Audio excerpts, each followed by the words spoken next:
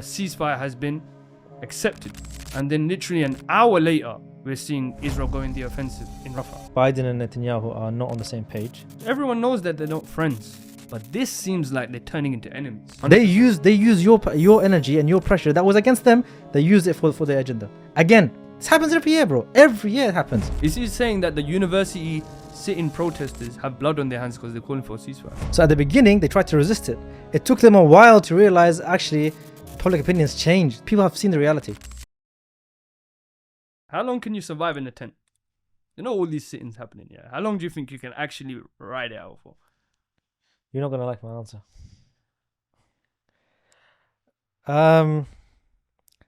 Honestly, don't be like Yusuf Macho Man, like I can do anything for 5 years. Be legit, like Well, you the don't even know. No, you don't even know if sitting- they can use the toilet right now. the Sudanese revolution, Probably in the UK, man. The the UK. Sudanese revolution, In the in the heat UK. of the sun, and it was in Ramadan as well. But were you there?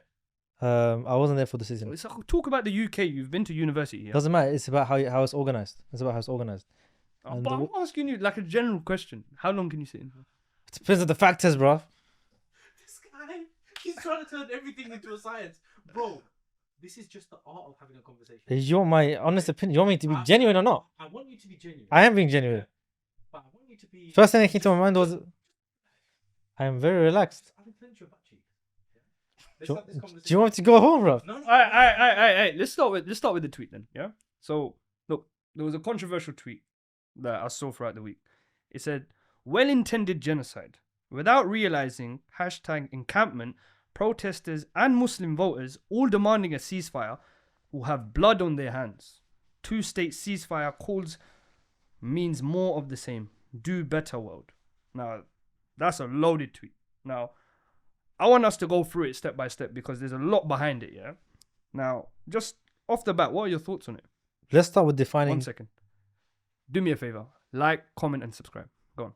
Yeah, so it's very combative tone, but They're saying they If you have blood on their hands. that's a combative tone. It is strong, but if let's break it down perhaps as you said, and start actually defining what ceasefire is. So what do you think ceasefire is? In your own view. I think it's important to define it because what I'm gonna say may not be what other people are thinking as well, and others as well. That's why I said let's start there, because a lot of people mean different things when they say ceasefire. Obviously, like linguistically, cease means stop and fire means fighting. Yeah. So ceasefire is stop fighting, stop the war. But some people mean temporary truce. Yeah, That's like, what we're all customary to. yeah, like an armistice and general ceasefires that have occurred between the countries. It's not the end of the war. It's just both sides agree to stop attacking, but there's no diplomatic settlement yet. So in your view, do you think America's going to try to get Netanyahu out? Well, if he doesn't give up, if he doesn't give in, Or then do you think that they're trying in the background now with all the protests which protests in Tel Aviv? in Tel Aviv? So the thing is, the Americans will still treat the Israelis as an ally. Yeah. So they won't like engineer a coup or anything like that. They don't want to undermine the Israel as a project, as a state, as an ally, and so on and so forth. They don't want to undermine it. So they need to create an environment where the Israelis themselves depose Netanyahu if he doesn't give in. Coming back to the tweet, yeah, just the one of the phrases, demanding a ceasefire. These people demanding a ceasefire, they will have blood on their hands. Now, look, you're a self-proclaimed historian, yeah? I am not. Yes, you are. Everyone knows you as a historian, to be fair, yeah? Now, in our history, were ceasefires normal? Is there any backing to this? Because this tweet is claiming that ceasefires are pretty much like, there's something murderous in a sense. You have blood on your hands. Maybe it's talking about in this context, but generally ceasefires, they must have some backing in thing, no? If that tweet means permanent ceasefire, then I can agree with the sentiment, with the concept. Because a permanent ceasefire, I just stop fighting right now, and no resolution. No resolution means we still have occupied territories, and we still have demilitarized Palestinians, and we still have the Israelis in control of the security. That's That's the problem. So if you just say just stop fighting now, then you haven't solved anything. So if you're saying just stop fighting and go home, both sides, then you're part of the problem, because the problem is the occupation. You haven't done anything to remove the occupation.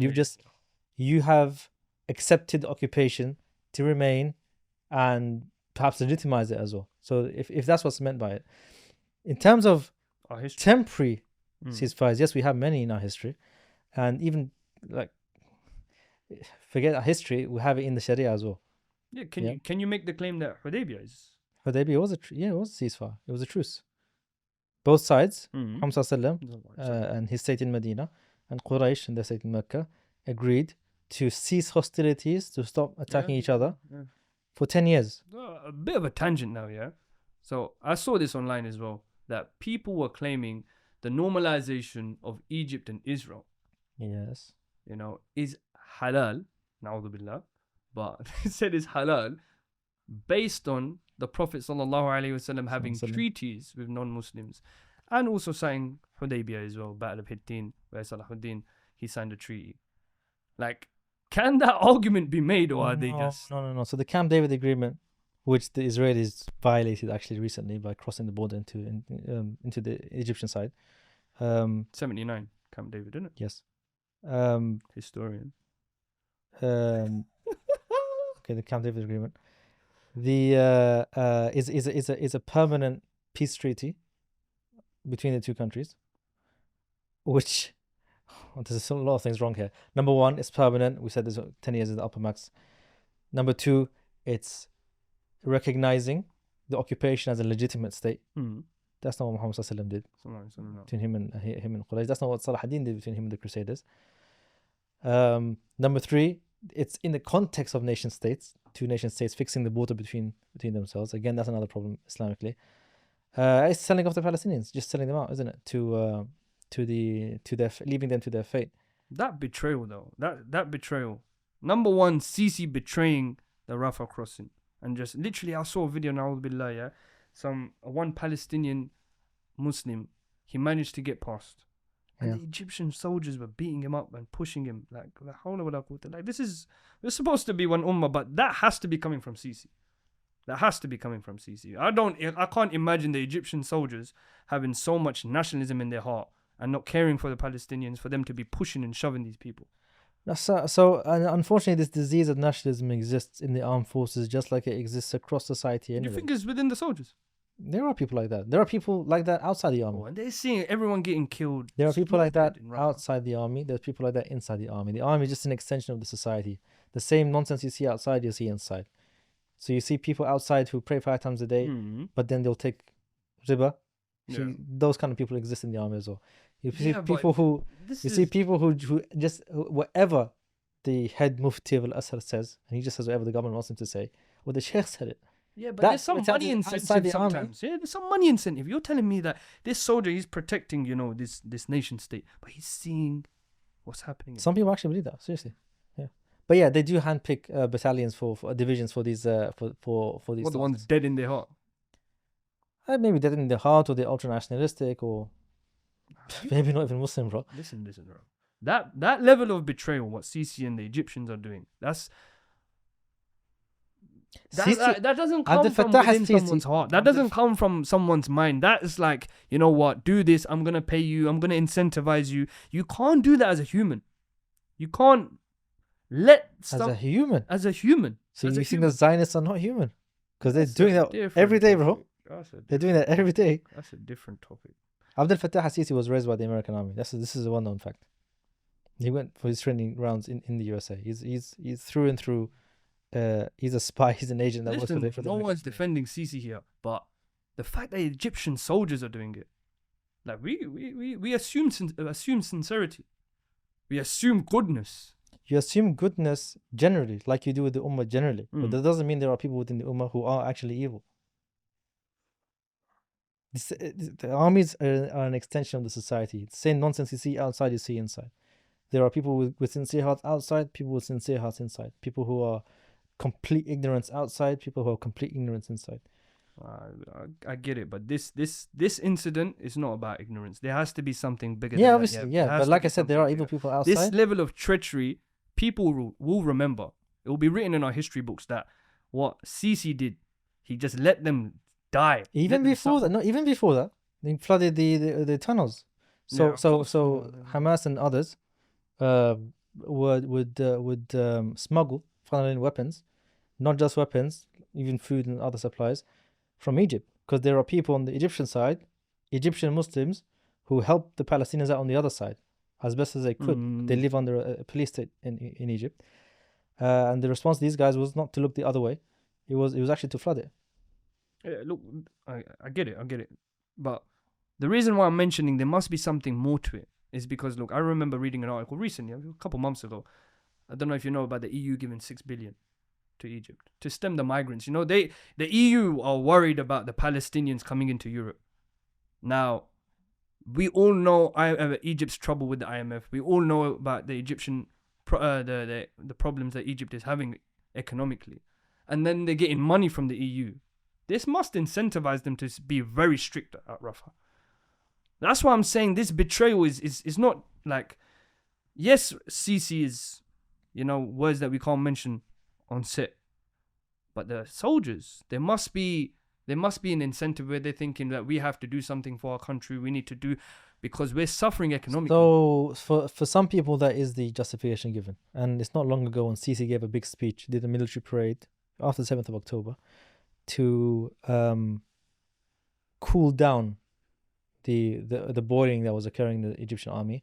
And they said a few points. One of them was the age-old, let's not drag Egypt into a war which we can't win, because we're not going to be fighting just the Israelis, we're going to be fighting the Americans. So it's like, we'd like to, but we cannot. This is an old argument. So that's for people who would listen to that. And there's also obviously that we're too weak, we're divided, they're dependent on economic aid from Saudi Arabia and other countries. So yeah, that is for a particular audience which do exist in Egypt, in the Egyptian army, as they do outside the Egyptian army and society. So yeah, they do come up with these excuses and these justifications, but there are some people who are just evil, bro.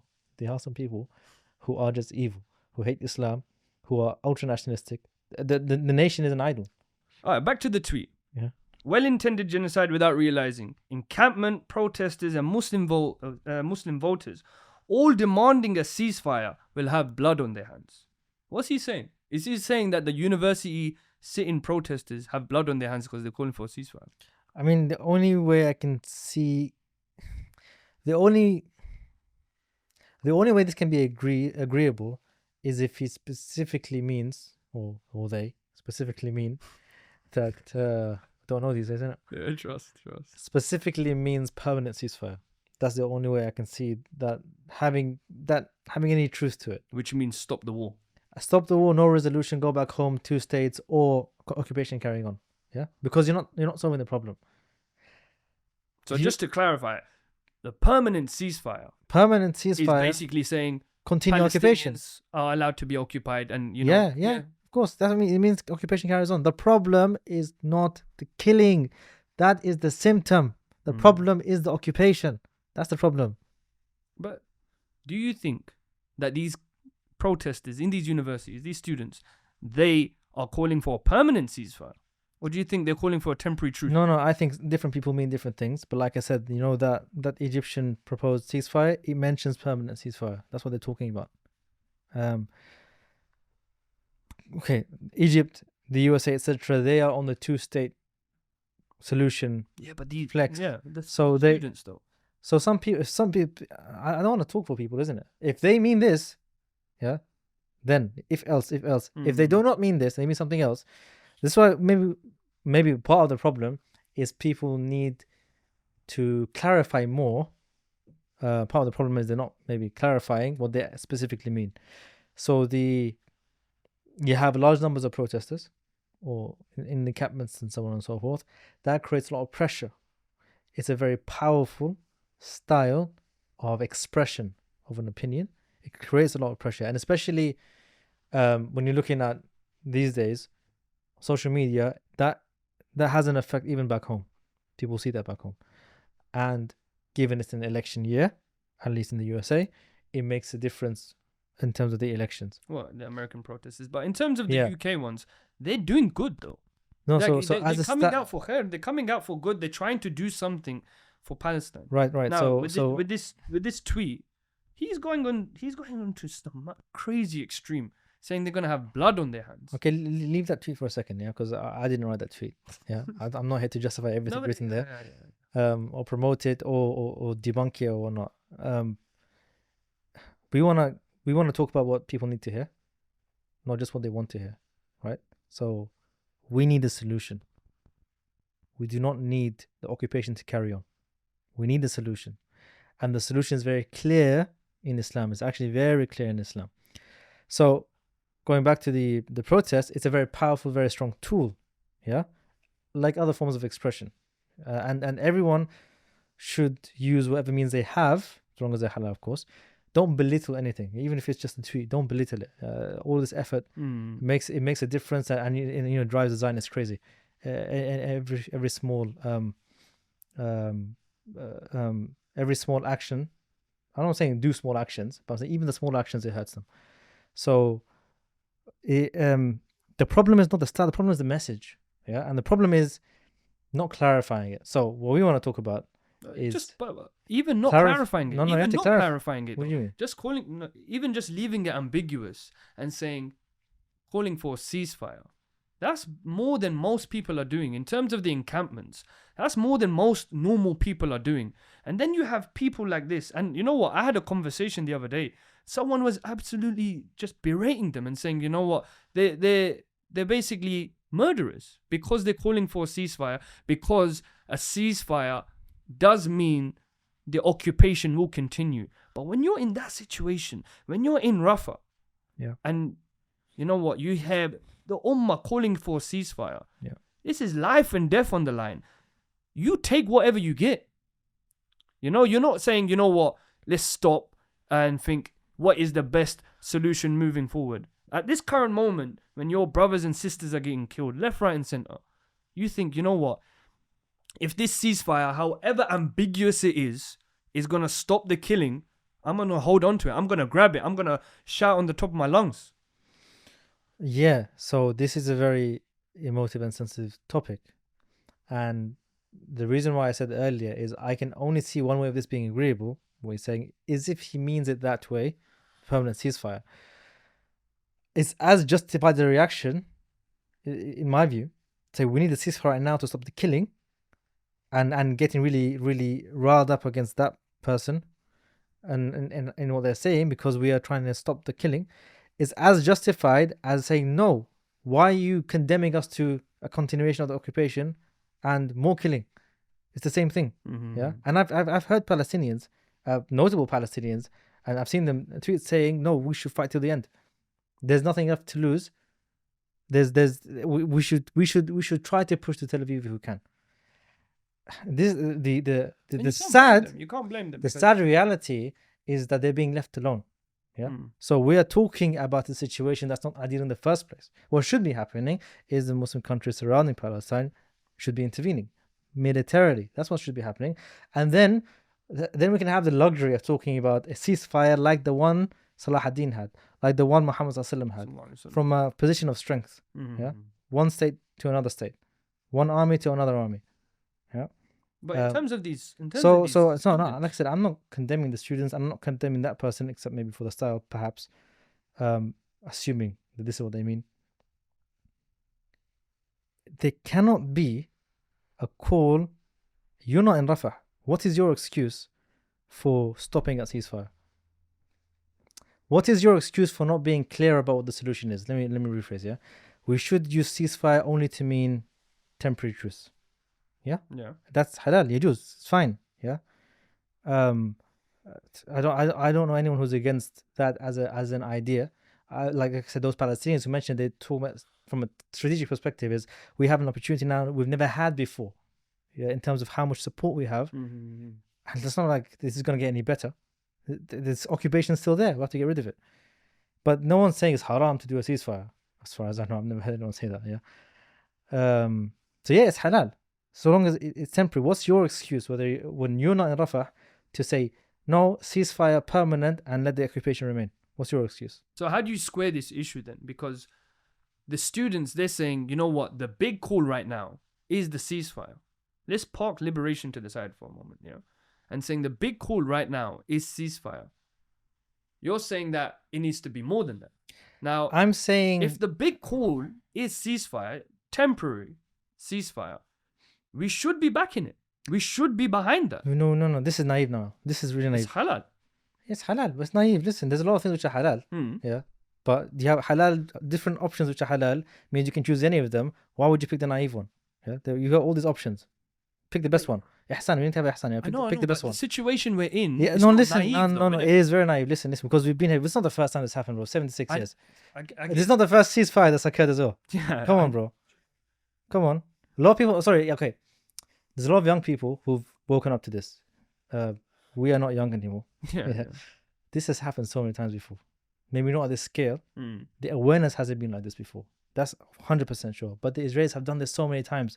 And every single time, it'll be Egypt or the USA directly or Qatar or someone who comes in, drops a ceasefire, and what? We're back to square one again. Wait a year. And throughout this year, it's not like the Israelis do nothing throughout the year. Throughout this year, they're violating these Palestinians constantly. And then Hamas or Salah al-Quds or whoever else, they feel it's justified. They broke the truce a long time ago, so we're going to fight again. And then the Israelis pummel Gaza again. This happens every year, bro. Every year it happens. So we have to be very clear about this. And maybe I should say this actually to the camera, is for everyone who's new to this, is listen and follow the news. The ceasefire on the table is a permanent ceasefire. All of the politicians around the world are using the energy which you have generated, all the pressure you've generated, to direct it towards what? Permanent ceasefire. To the same old situation again. Yeah? Accepting occupation. Exactly. So you have to be very clear. Ceasefire, temporary ceasefire. Say that, that's fine. Say ceasefire, but say temporary ceasefire. Say ceasefire to stop the killing now. But don't just say ceasefire and stop, because all that energy, all that pressure is just going to be directed by them to the permanent ceasefire they're talking about. And they do this all the time. They are masters at this. They play public opinion. This is what they do. So at the beginning, they tried to resist it. It took them a while to realize actually the public opinion's changed. Like the official mainstream media story is broken. It's broken. Israel has to defend itself. It's the 2,000-year birthright. All this is out of the window. People have seen the reality. If that's the case, if it is being you have to say changed. Temporary ceasefire.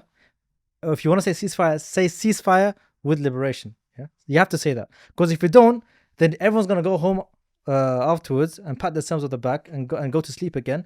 When the ceasefire, the permanent ceasefire, is signed, the people in Palestine have an excuse. Of course, they have an excuse. Yeah, to remove the harm from themselves. Yeah. They have an excuse. But what's your excuse?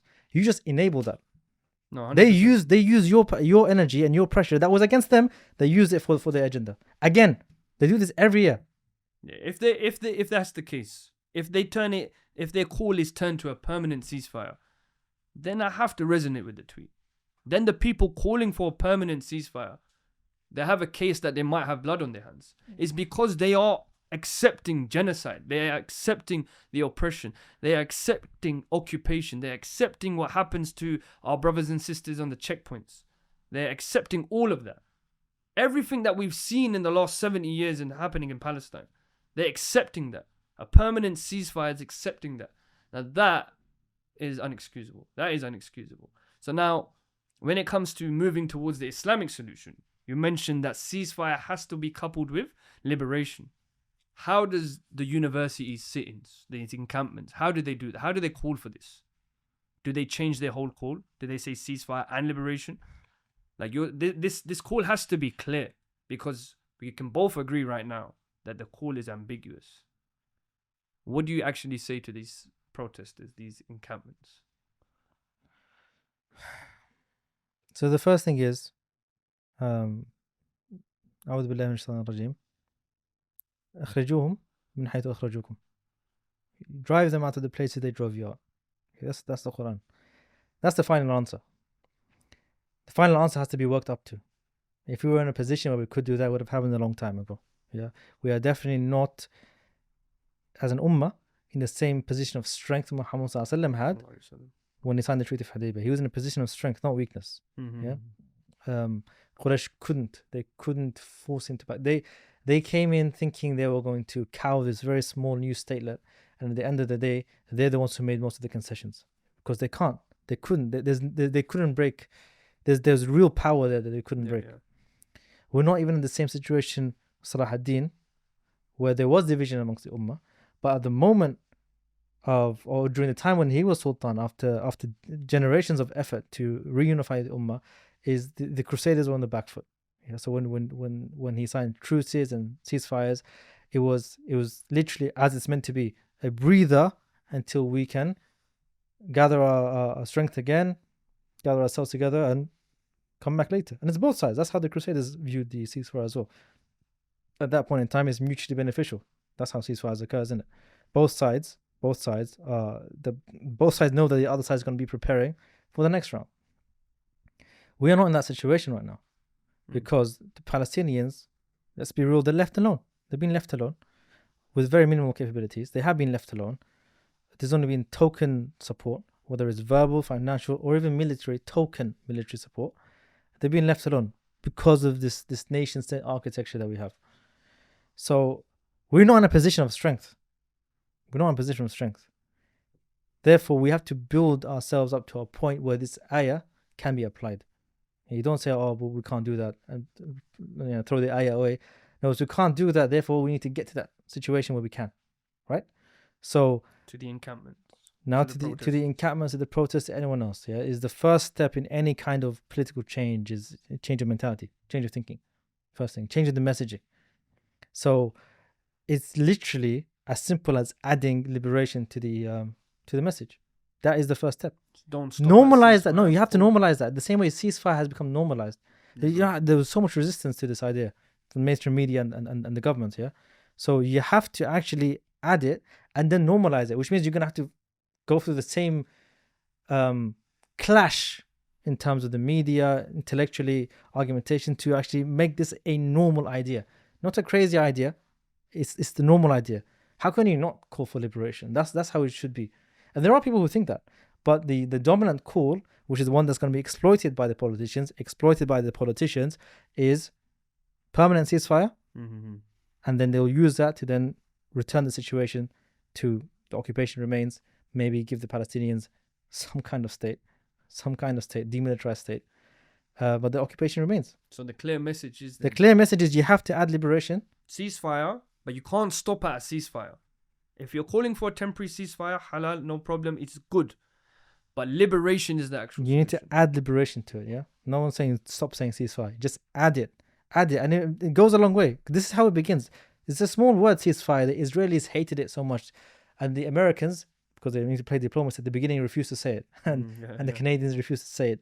And the Brits refused to say it. They just refused to use the word because the Israelis just didn't like it, yeah? Because that was the word being used by the other side.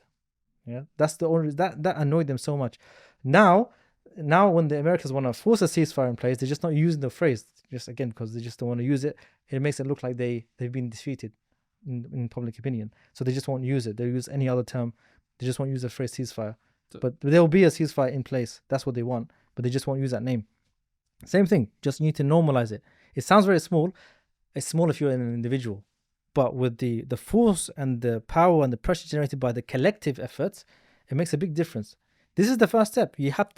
Ideas have to be normalized first, from being like crazy outliers to being the normal, obvious thing, before you move to the next step. This solution it should be normal. And to make it palatable, you have to start in places like universities, to have it at an encampment where the message is so clear that liberation is the only solution for Palestine.